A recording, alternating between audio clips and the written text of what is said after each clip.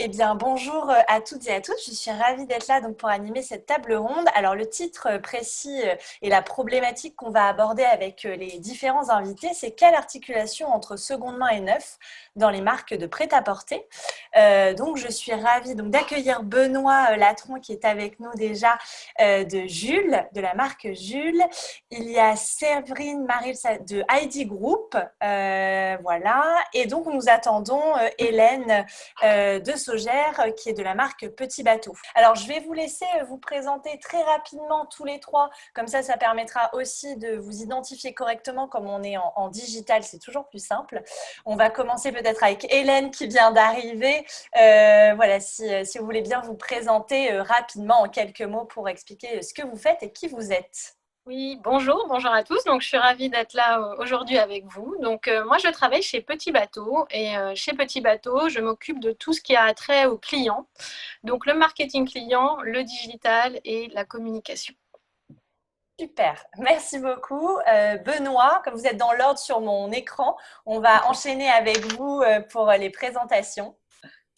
Bonjour, Benoît Latron, donc je suis directeur marketing, marketing communication de Jules et Brice by Jules, depuis 3 ans et demi donc dans cette fonction.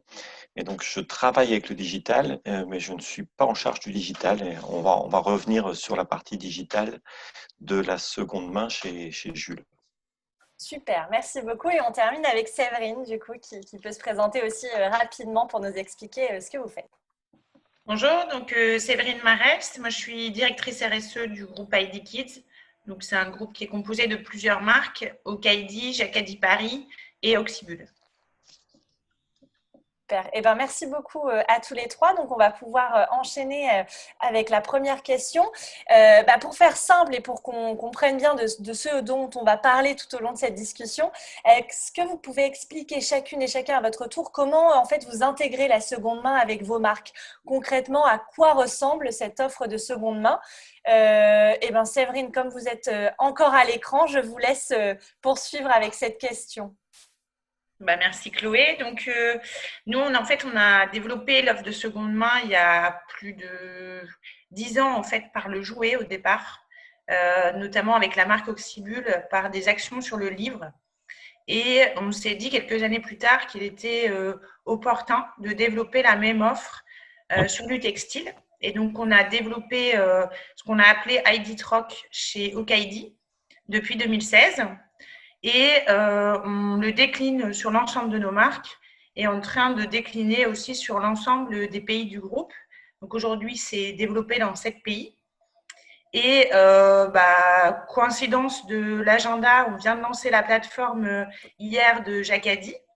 Donc plateforme, comme le disait Benoît, on parle du physique. On parlait du physique hier. Aujourd'hui, on a aussi une plateforme digitale. Et voilà, globalement, l'offre de seconde main en magasin.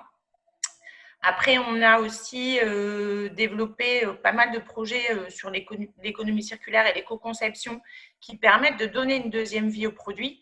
Et notamment, on a en magasin actuellement 2 produits qui sont vraiment une prouesse technique, puisqu'en fait, on part de produits usagés.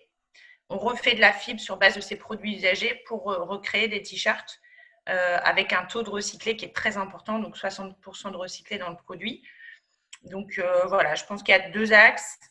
Et après, on arrive à faire aussi cumuler l'offre en fait seconde main et l'offre de don, puisqu'en fait, quand on vient en magasin déposer les produits, si les produits sont revendus, à ce moment-là, très bien, la cliente récupère de l'argent. Si les produits ne sont pas revendus, on lui propose de les donner dans ce que nous, on appelle le Love Bag. Donc, c'est un sac qui est destiné au recyclage. Donc, on a essayé vraiment dès le départ d'orienter l'offre recyclage et l'offre seconde main dans un même package, on va dire. De lier les deux, d'accord. Lier les deux. Ok, super, merci beaucoup. Benoît, on va peut-être continuer avec vous sur l'offre de seconde main chez Jules pour qu'on comprenne un peu de quoi on parle et comment ça se passe au sein de la marque. Alors, pour le resituer, en fait, depuis, on va dire, vraiment 2 ans, on est sur un projet de transformation globale de notre fonctionnement et du business model de Jules et Brice, qui est passé par le rapprochement des deux marques pour un projet commun. Et dans ce projet global de transformation, il y a vraiment l'idée de changer complètement et en profondeur la manière dont on fait le business et la manière dont on envisage notre activité, qui passe vers cette réinvention de notre modèle économique qui est vers le zéro waste, réduire l'impact de notre activité, l'impact environnemental. Et donc, ce projet de transformation, il est global. Alors, il passe par des réflexions évidemment d'achat en amont, d'acheter que ce qu'on est capable de vendre, de revoir nos filières, et c'est pas trop le sujet d'aujourd'hui, mais jusqu'à se dire comment on s'intègre dans un cycle de vie complet du produit, incorporant et le recyclage et la réutilisation des matières. Alors nous, sur la seconde main, on a une partie collecte qui est assez traditionnelle, mais qu'on a intégrée depuis sur un certain nombre de magasins l'an dernier, mais étant sur 100% du parc, un partenariat avec le relais pour récupérer les vêtements et leur redonner une deuxième vie. Et là, on est juste facilitateur via des bornes avec notre partenariat avec le relais qui est en charge de la deuxième vie des produits, de la revente comme de la réutilisation des produits non revendables via leur propre circuit. Et on s'ouvre à toutes les possibilités, toutes les alternatives, y compris avec une innovation chez nous qui va être mise en place en octobre seulement. Donc là, je suis un peu en avance, avec un site de seconde main qu'on va appeler Reware, avec une logique qui est, nous, de faciliter cette revente des produits entre consommateurs. Donc Reware, c'est une plateforme qu'on lance en octobre qui permet aux consommateurs, donc uniquement sur l'homme et sur le prêt-à-porter masculin, nous on est facilitateur de la démarche pour mettre en contact et en relation les consommateurs pour qu'ils revendent eux-mêmes leurs propres articles de seconde main. Voilà où on en est aujourd'hui. Donc je suis un petit peu en avance par rapport à ce projet deuxième vie des vêtements entre consommateurs. Super, c'est un peu de teasing, comme ça on ira voir après en octobre ce qu'il en Exactement. est, très bien. Et alors on va terminer sur cette question avec Hélène, de savoir comment ça se passe, enfin, concrètement, c'est quoi cette offre de seconde main pour vous? Alors, chez Petit Bateau, ça a toujours fait partie de l'ADN de la marque. La qualité des produits, ça a toujours été quelque chose avec lequel on a vécu depuis plus de 125 ans. Et du coup, on a des produits qui ont toujours été beaucoup transmis à la petite sœur, à la famille, à la cousine, enfin voilà. Donc ça a toujours fait partie de quelque chose qu'on connaissait.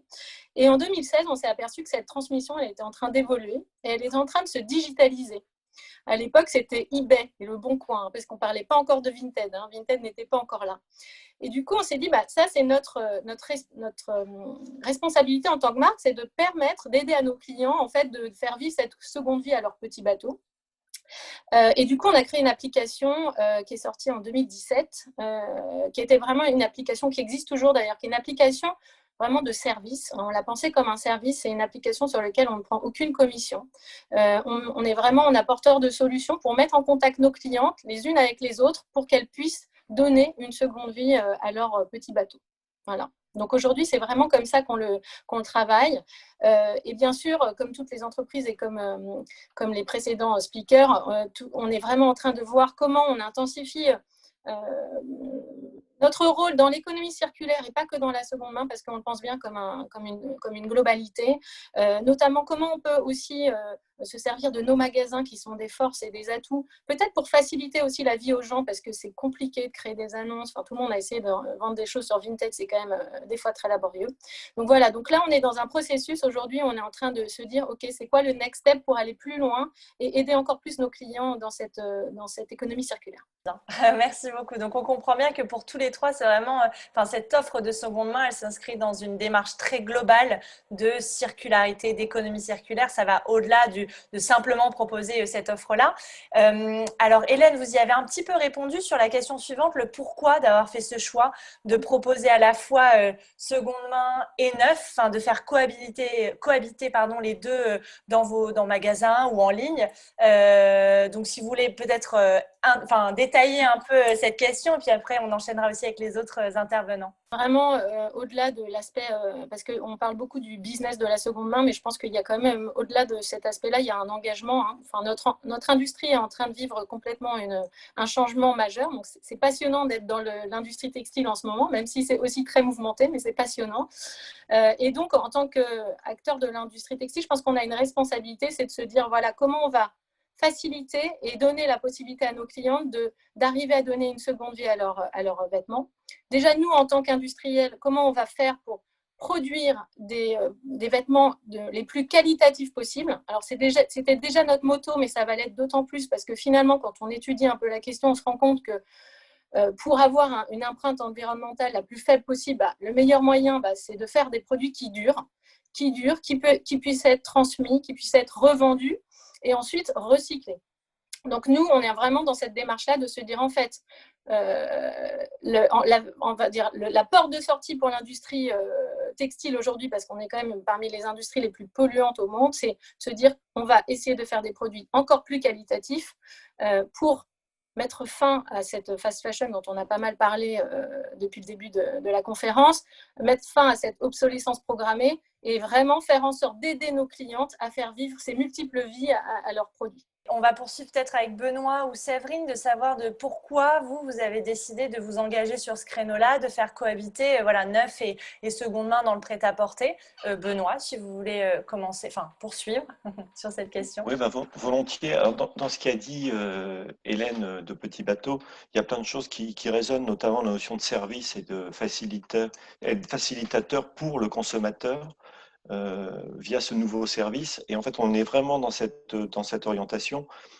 Et je dis, on ne va pas opposer, nous, le neuf à la revente de produits, tout simplement parce qu'en fait, c'est tout simplement le consommateur qui est sur cette voie-là. Donc, nous, on ne va pas se dire, ça vient casser notre marché. On va juste se dire, c'est la nouvelle manière de consommer. La nouvelle manière de consommer, évidemment, on a un rôle à jouer sur le neuf et une façon différente de faire notre métier sur le neuf. Mais le consommateur, lui, il a déjà choisi d'acheter la deuxième main. Il est déjà dans cette démarche-là.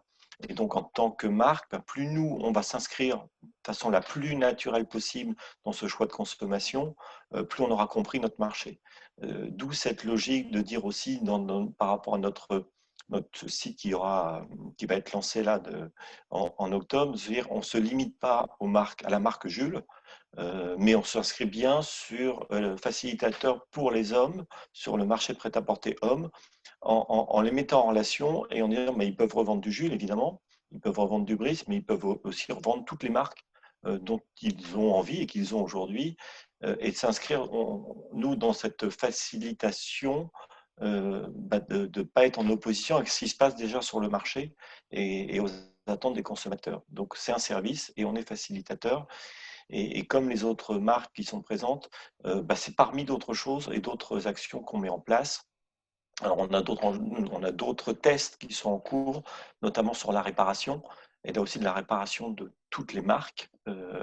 On essaie de se déconnecter peut-être, et c'est pas toujours facile, de la manière ancienne dont on pouvait faire le business, ce côté rétroviseur, se dire soyons ouverts et regardons plutôt comment les consommateurs se comportent. Et nous, en tant que marque, si on veut avoir une préférence de marque et être le meilleur acteur de l'homme, on va faciliter tous les modes de consommation qu'on est en train d'observer. C'est cette logique qu'on veut mettre en place et on verra si ça fonctionne, mais on est dans l'expérimentation large et cette plateforme en fait partie. Oui, c'est très intéressant de voir comment vous vous adaptez aussi au changement, à l'évolution de la société et au mode de consommation. J'imagine que Séverine, vous êtes assez d'accord avec tout ce que viennent de dire les deux autres intervenants. En fait, en complément, je dirais que je pense qu'il y a aussi la philosophie de l'entreprise, la philosophie de démarrage. Hélène parlait d'ADN. Moi, je parlerais de la mission de l'entreprise, sa raison d'être. Et pour notre entreprise, on l'avait inscrit dès le démarrage, en fait, une raison d'être qui a intégré le développement durable. Donc, cette raison d'être, c'est entreprendre pour que le monde progresse au service de l'enfant qui grandit. Et entreprendre pour que le monde progresse, forcément, on a des actions au niveau du style des produits, avec un style qui est intemporel, c'est-à-dire qui peut passer les saisons, et donc avec un produit qui est plus facilement transmissible quand il est intemporel, un produit de qualité, Donc, on vient investir sur la matière parce qu'on ne peut pas donner une seconde vie à un produit qui n'aurait pas un niveau de qualité suffisant au départ. Et on souhaitait vraiment aussi rendre accessibles nos collections à des populations qui ont des moyens un peu moins importants. Et donc, des prix sont fixés par nous dès le départ avec des prix très accessibles, ce qui permet aussi d'offrir ces collections et une seconde vie à d'autres typologies de clients. Donc, je pense que ça, c'est important de le préciser. Sur la durabilité, forcément, augmenter la durée de nos produits, c'est un leitmotiv au quotidien. Ce qui est encore compliqué, c'est de mesurer cette durabilité, donc de savoir est-ce que notre produit est réellement durable et combien d'années. Et donc, le troc est aussi un moyen de vérifier que ce qu'on revendique est juste. Et je pense que la différence par rapport aux sites qui sont des sites digitaux marchands, ce serait aussi de se rendre compte que nous, en fait, dans le magasin physique, en fait, est un relais et un relais pour vérifier la qualité des produits qui sont amenés. On ne va pas revendre des produits qui ont un niveau de qualité défaillant, taché, déchiré. Et donc, on a souhaité garder, même sur la plateforme digitale, un lien avec le magasin physique, puisque en fait, nos conseillères de vente regardent et analysent la qualité des produits avant de les mettre en rayon. Donc, je pense que ça permet de faire un bon équilibre entre le physique et le digital. Ouais, c'est très intéressant aussi ce que vous venez de dire sur la durabilité. Hélène en a parlé aussi, ça faisait partie de mes questions, de savoir si finalement la seconde main, enfin proposer une offre de seconde main, c'était pas aussi une façon détournée de communiquer sur la durabilité de vos produits, de vos vêtements, en se disant, bah voilà, ils se transmettent, ils peuvent durer très longtemps, ils sont solides. Je pense qu'effectivement, c'est un des leitmotifs de l'industrie textile aujourd'hui. C'est de travailler sur la durabilité et la durabilité avec des critères qui ne sont pas que des critères de qualité, aussi des critères environnementaux. C'est ce qu'on fait d'ailleurs dans le cadre du projet d'affichage environnemental. Donc, on a demandé au gouvernement d'intégrer un critère de durabilité dans ce projet pour pouvoir nous comparer entre nous, c'est-à-dire analyser la comparabilité d'une enseigne à une autre. Et je pense qu'aujourd'hui, le seul outil qui nous permet de dire qu'on est réellement durable, c'est la seconde main. Ouais, c'est intéressant. Hélène, je ne sais pas si vous voulez réagir à ça, parce que vous en avez parlé aussi au début sur le pourquoi de cette offre de seconde main. Oui, bah pour nous, la seconde main, c'est effectivement pas une façon détournée de parler de la qualité et de la durabilité des produits, parce que pour nous, ça va être vraiment un objectif et une mission qu'on va se fixer et qu'on s'est fixé en tant qu'entreprise, de vraiment améliorer déjà la qualité qui est déjà très élevée de nos produits, mais de l'améliorer encore pour vraiment lui donner une vie la plus longue possible. À l'époque, dans les réclames, nous, qu'on faisait dans les années 30, on disait qualité égale économie. Donc, qualité égale toujours économie, parce que si les gens peuvent revendre leurs vêtements qu'ils ont achetés à un certain prix parce que c'est des vêtements de qualité, bah, ils vont pouvoir aussi avoir un certain retour sur investissement avec ces reventes de seconde main. Donc, ça va aussi justifier d'investir un petit peu au début, plutôt que d'acheter un t-shirt entre guillemets à 5 € parce que c'est pas cher, mais finalement derrière c'est jetable. Et maintenant, ça devient qualité égale écologie. C'est-à-dire que qualité, en fait, ça va être aussi ce qui va être le plus vertueux pour la planète. Et donc, il y a aussi une conscience collective et une pédagogie qu'il faut développer auprès de nos clients pour qu'ils prennent conscience de tous ces enjeux-là. Benoît, je ne sais pas si vous voulez réagir je vais à ça. On est sur le même chemin, c'est-à-dire que nous, notre sujet sur l'ensemble des produits que nous fabriquons, c'est de monter notre grade de qualité et de redonner de la valeur aux produits. Alors là, on va arriver sur un débat plus large et plus philosophique aussi, se dire que comme tout le monde peut-être, ou peut-être pas comme les autres invités, on est tombé un moment dans une dérive il y a quelques années de guerre de promotion, de parler plus de discount que de produits et au détriment du discours qui est sur quelle est la valeur du produit que j'achète. Avec cette notion de durabilité, c'est plus le plaisir immédiat, mais peut-être moins de projection dans le temps. Et donc, nous, le travail qu'on a fait, c'est de se dire, on va réduire un maximum les invendus, on va réduire un maximum les promotions, même si on ne dit pas qu'il ne faut plus en faire du tout. Et donc, plutôt porter un discours de qualité, de durabilité et d'achat réfléchi que d'être uniquement sur la fast fashion et l'achat du moment rapide. C'est peut-être encore un peu plus facile en hommes, pour parler de notre marché, parce que pour beaucoup d'hommes, il y a peut-être des fois une notion d'attachement aux vêtements qui dure un peu plus dans le temps. Ça sont les études. Les hommes ont peut-être moins un effet immédiat et sont souvent attachés plus longtemps sur le vêtement. D'où aussi cette idée dans ce qu'on est en train de mettre en place depuis un an de dire redonnons sa place à la réparation beaucoup plus fortement. Aussi parce que, un, ça répond à l'attente des hommes, mais deux, c'est aussi remettre en perspective qu'un vêtement, ça a de la valeur. Donc, il doit durer dans le temps le maximum, mais on peut aussi l'aider à durer. La réparation n'est pas l'ennemi de la qualité, bien au contraire. Donc, cette notion nouvelle d'envisager l'achat de vêtements de façon plus réfléchie et puis surtout plus durable peut aussi passer par la réparation. Donc, c'est ce qu'on met en place en test sur un groupe de magasins en ce moment.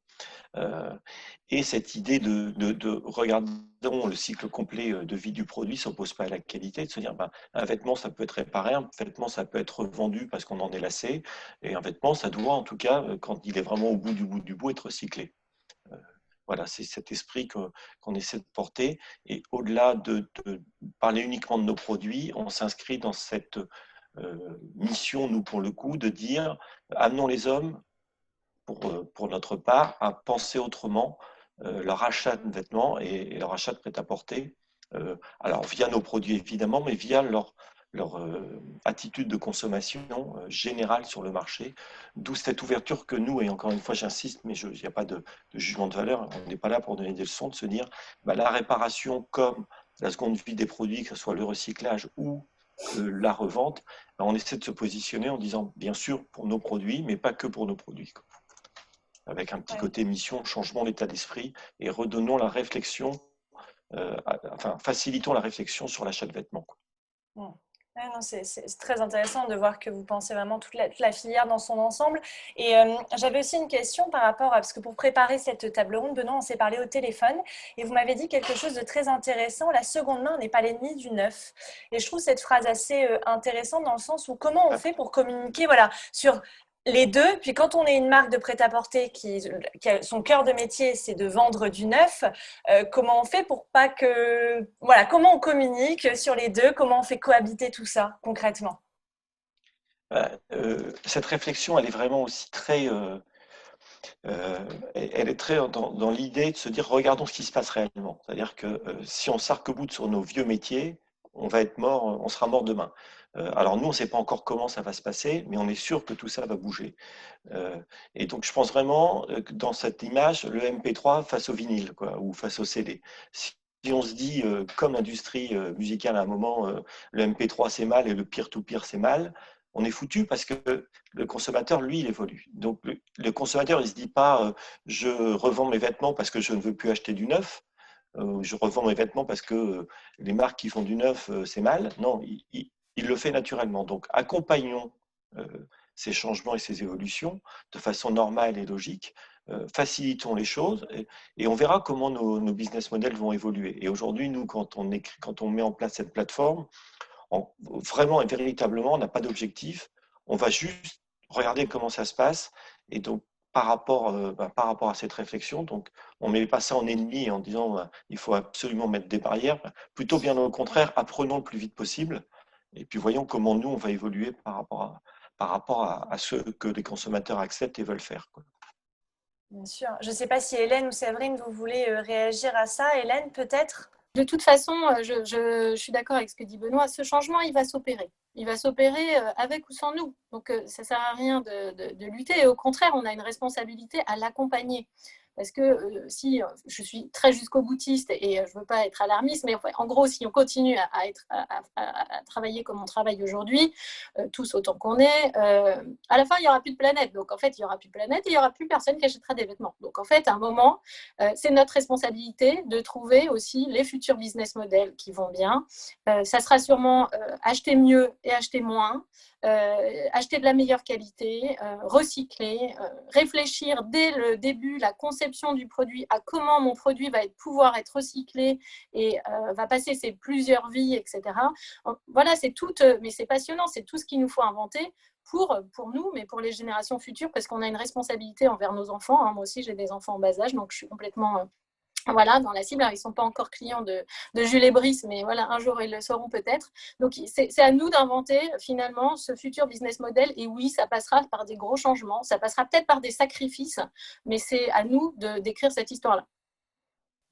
Séverine, je ne sais pas si vous voulez aussi réagir à tout ce qui vient d'être dit. Pour moi, en complément, ce que je pourrais dire, parce qu'il y a déjà beaucoup de choses de dites, c'est les deux offres sont réellement complémentaires. Je n'opposerai pas le neuf et la seconde main, parce que finalement, de toute façon, il faut du neuf pour avoir de la seconde main. Donc, je pense que c'est complémentaire et pas opposable. Je ne peux que rejoindre les propos sur l'intérêt d'intégrer les enjeux environnementaux dans la filière, puisque c'est ma spécialité. Mais ce qui me semble important, c'est aussi de ne pas toujours vouloir opposer les modèles.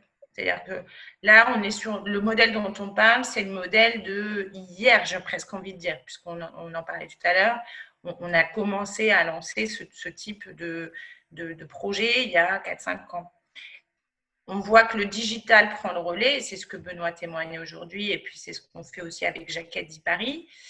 Demain, quel sera, je pense, c'est la question, quel sera le modèle d'après?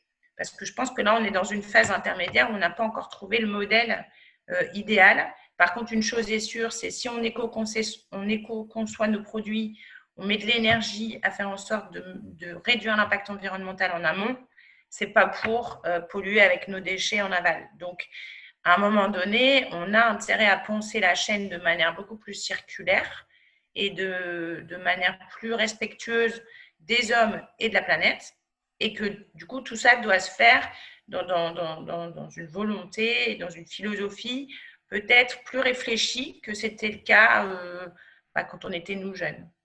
Donc, voilà, ce que je dirais.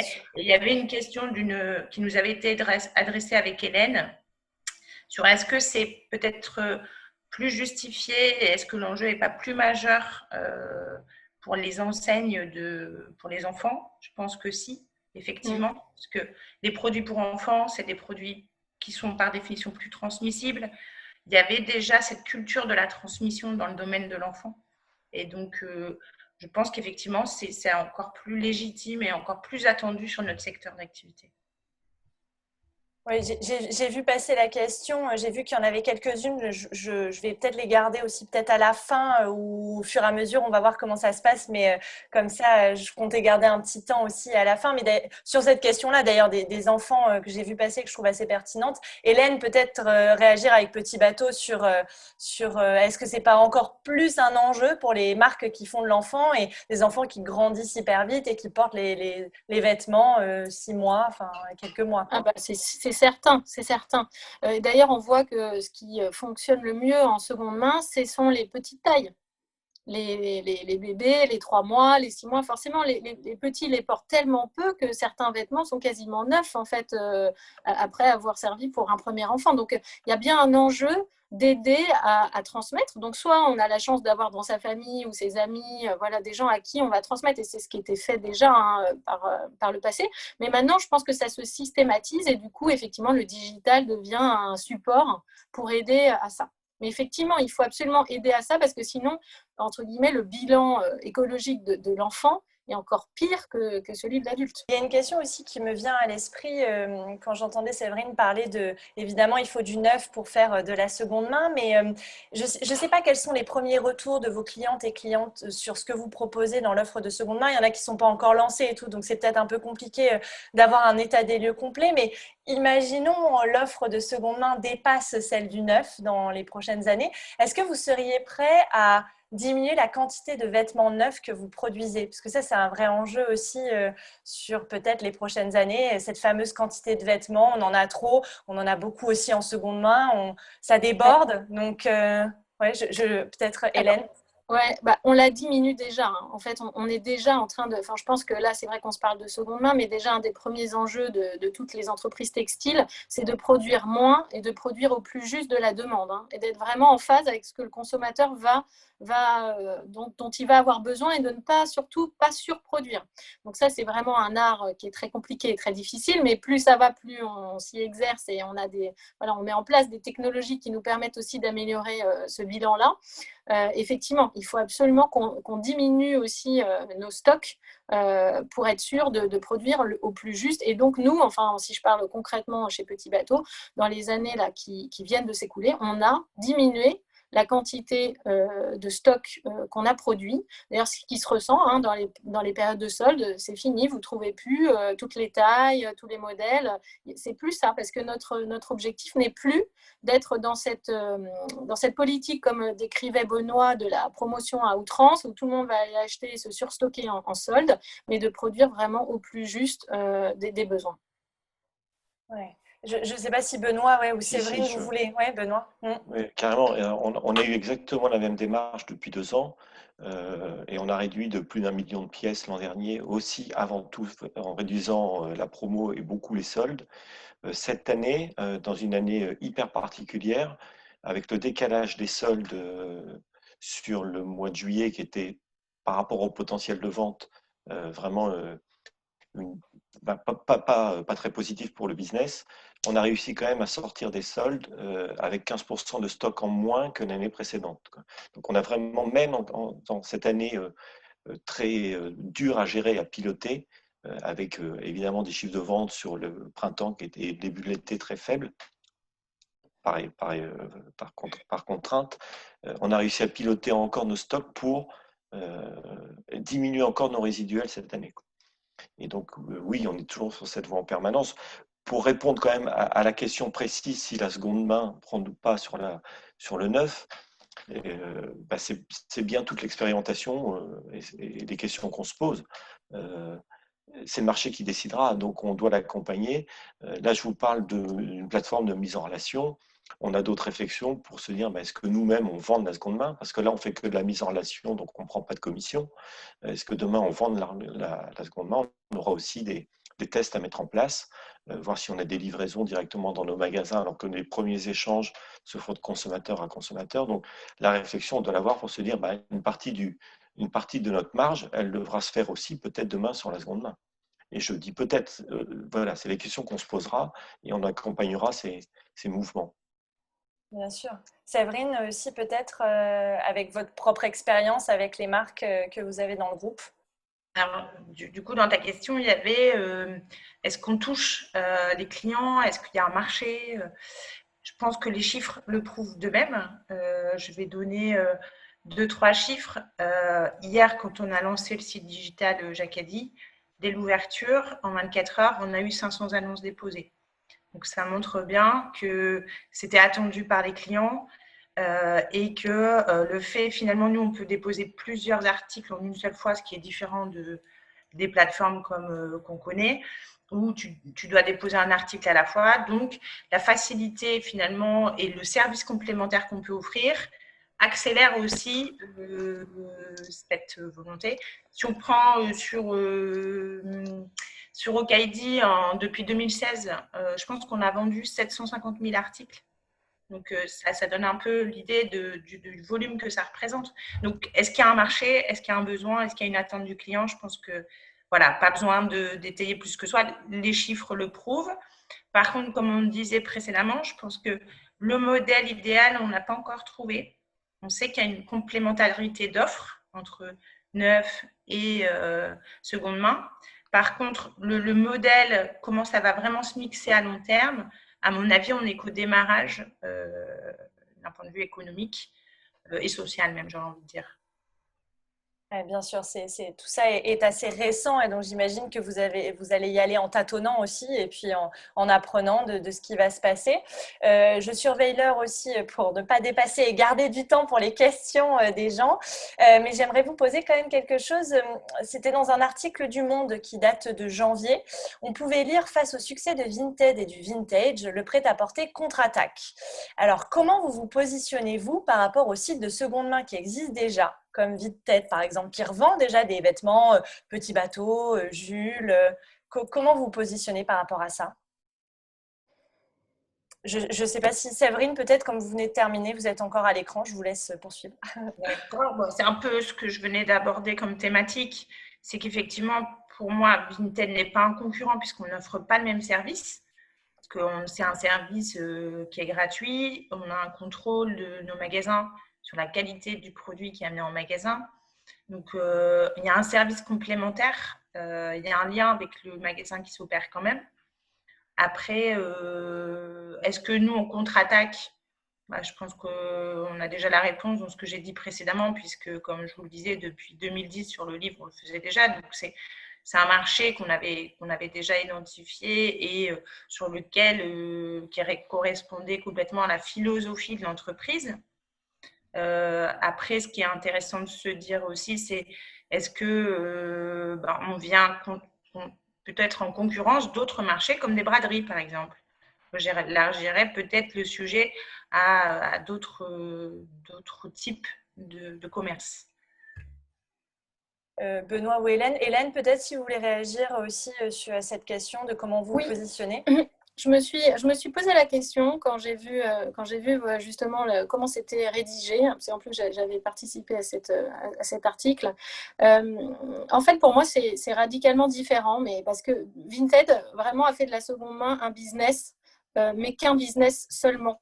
Pour moi, notre approche, elle est complètement différente parce que justement, on rentre plutôt par la mission de l'entreprise et notre mission, en gros, elle va être justement de développer toute cette circularité et de développer une mode responsable. Et finalement, l'aspect business, il viendra peut-être plus tard demain, et, comme disait Benoît, si effectivement le marché mute énormément et que finalement les marques vont être obligées aussi de rester rentables pour pouvoir aussi continuer à vivre et continuer à créer des emplois, etc. etc. Donc l'approche pour moi, elle est fondamentalement différente. Je ne pense pas que Vinted soit dans une logique de circularité ou d'essayer de sauver le monde. En tout cas, pour l'instant, je n'ai pas l'impression de l'extérieur. Ce n'est pas comme ça que je le perçois.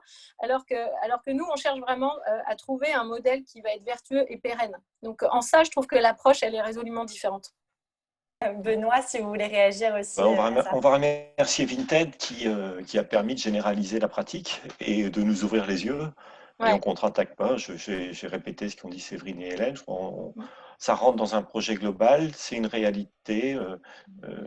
Comme dit Hélène, nous, on a aussi une mission de marque et puis on a un chemin qu'on a tracé, nourri de tout ce qui se passe autour de nous, dont Vinted, dont la seconde main, dont le besoin de recycler. Et on s'est inscrit de passer à 2030 à 100% de produits en matière recyclée et plus d'utilisation de matières vierges. Donc, voilà, tout ce qui se passe autour de nous nous nourrit et Vinted en fait partie. Et moi, je leur dis merci parce qu'ils ont ouvert la voie à la généralisation de la seconde main. Et effectivement, comme dit Séverine, qu'on connaît depuis longtemps via les braderies.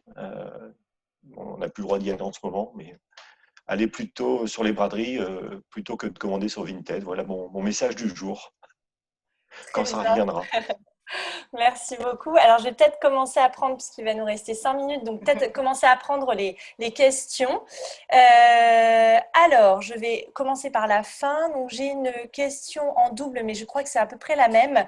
Concernant la réduction de la production et donc la diminution des stocks, comment gérez-vous les invendus et le surplus de stock ? Vaste question. Je ne sais pas qui veut s'y plonger. Je veux bien. Je suis partant. Eh bien, déjà, on ne détruit pas d'invendus. À l'exception des produits qui sont complètement déchirés, invendables et non portables. Mais dans ce cas-là, on ne les détruit pas. On les remet, notamment via le relais, pour utilisation, récupération de la fibre ou création de chiffons, etc. Tout ce qui est portable donc, est soit revendu, alors quand c'est déposé en magasin via le relais, mais autrement, nos invendus qu'on veut de moins en moins nombreux, ils sont remis sur le circuit via des soldeurs. On peut faire parfois des opérations avec vente privée. Et puis, on fait des dons à des associations qui peuvent les revendre, je parlais du relais, ou qui peuvent les utiliser, les hôpitaux de Paris ou des associations d'accompagnement de personnes en difficulté. Mais il n'y a pas de destruction de vêtements. Très bien. Je ne sais pas si Séverine ou Hélène, vous voulez aussi répondre à la question comme vous voulez. Je pense que juste par rapport à la manière dont vous avez posé la question, Je pense qu'on peut préciser qu'on n'a pas attendu une loi pour ne pas détruire nos invendus.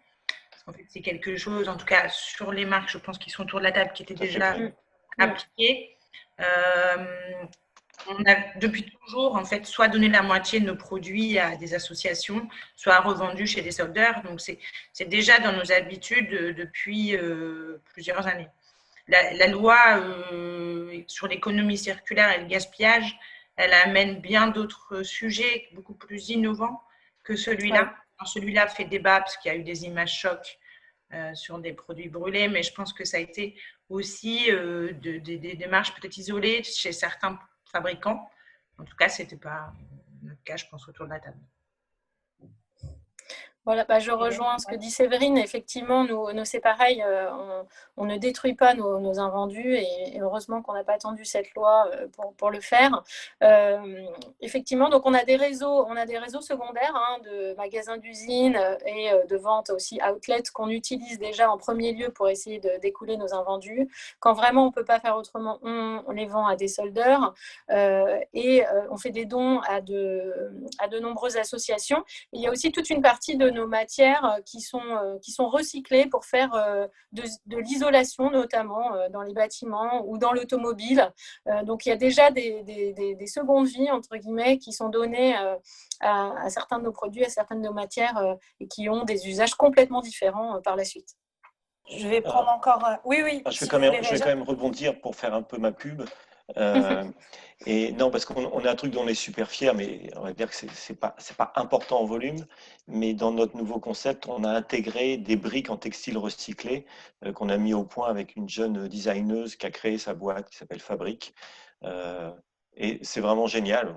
Je ne vais pas prendre plus de temps pour en parler. Allez sur le site de Jules, vous verrez Fabrique et allez dans nos magasins qui sont rénovés où on voit ces briques en textile.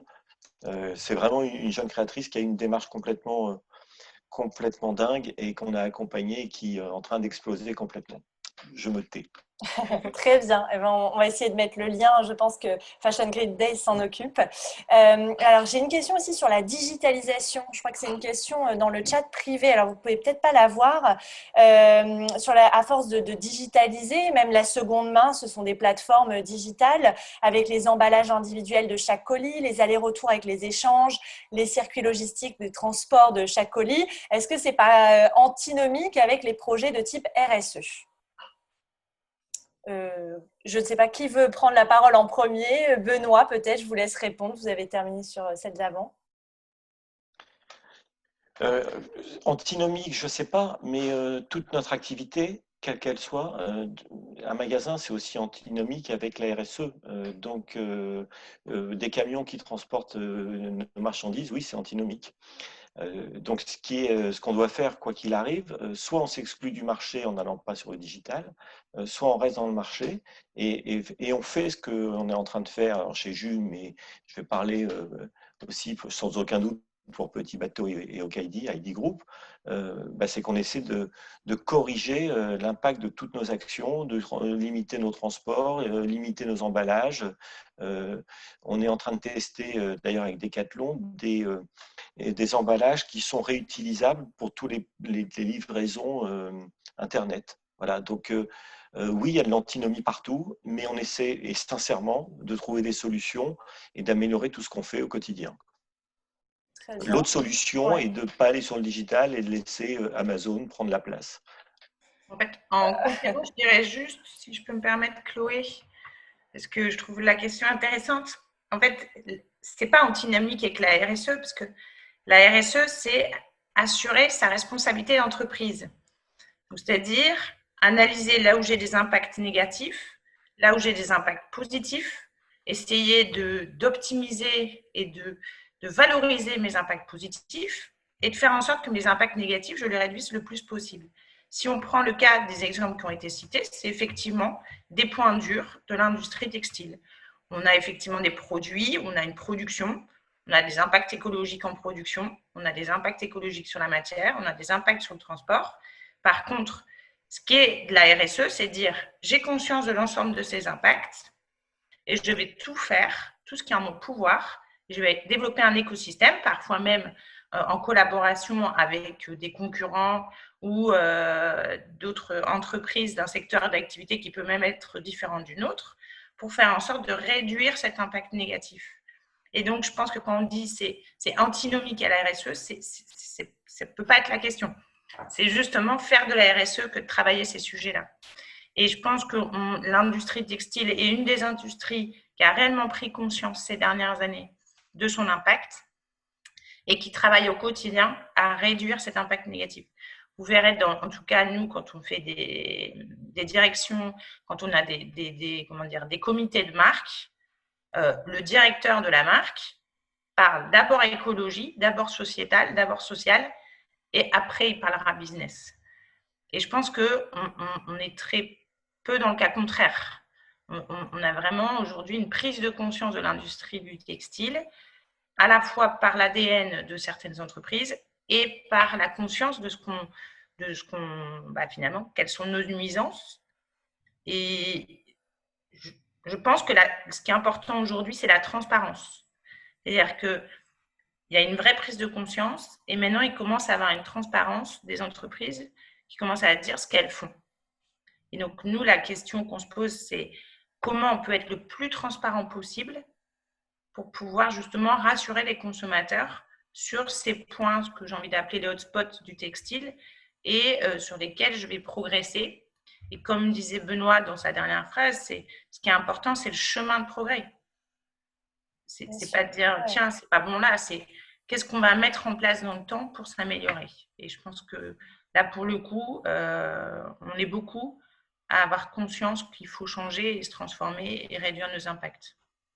Je rejoins ce qu'a dit Séverine, c'est que en fait, toute activité humaine est finalement mauvaise pour l'environnement. Enfin, si on caricature tout ce qu'on fait, même respirer, ça produit du CO2. Voilà. Donc la question, c'est comment nous, on va mener nos activités, les activités des entreprises, mieux que les autres, et qu'est-ce qu'on va faire pour, sur chaque point de contact, sur chaque activité qu'on va faire, essayer de réduire au maximum notre empreinte environnementale et d'être sur ce chemin de progrès, parce qu'effectivement, il y a quand même toujours le choix entre une entreprise et une autre. Et c'est ce choix-là que devra faire aussi le consommateur demain et qui devient de plus en plus aussi un citoyen quand il choisit finalement de consommer à un endroit ou à un autre. Voilà. Merci beaucoup à tous les trois, Hélène, Séverine et Benoît, d'avoir partagé tout ça avec nous.